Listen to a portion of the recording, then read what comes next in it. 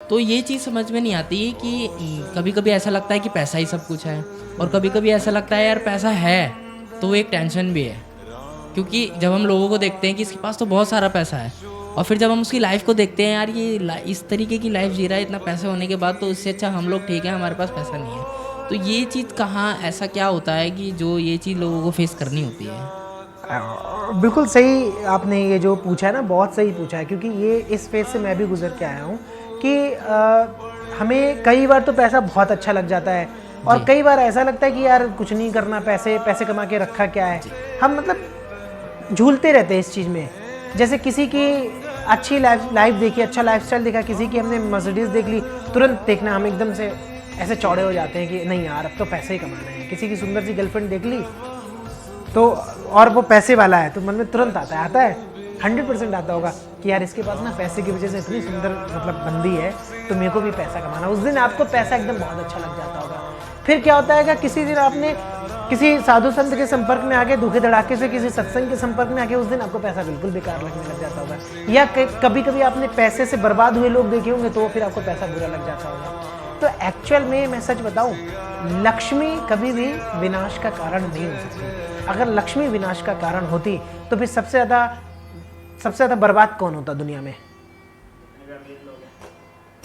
लक्ष्मी का पति 24 घंटे उसके साथ रहती ना।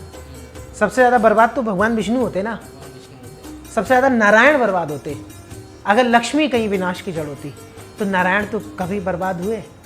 नारायण तो पूरे संसार को चला रहे हैं, पूरे संसार के स्वामी है, क्योंकि उनके पास लक्ष्मी है। पर लक्ष्मी की पोजीशन क्या है? आप देखो, आप चित्र को देखो, भगवान की मूर्ति देखो, तो नारायण के साथ में लक्ष्मी की पोजीशन कहाँ पे है? बताओ कहाँ पे है? चरणों के पास में है। सर के पास अगर वो लक्ष्मी धोखे से भी नारायण बिठा लेते तो फिर नारायण भी बर्बाद होते और दुनिया भी बर्बाद होती। गारंटी से मैं कह रहा हूँ, पूरा तहस नहस हो गया होता है। नारायण ने लक्ष्मी को चरणों में बिठा के रखा। बस सिंपल कॉन्सेप्ट, आप खुद समझ जाओगे।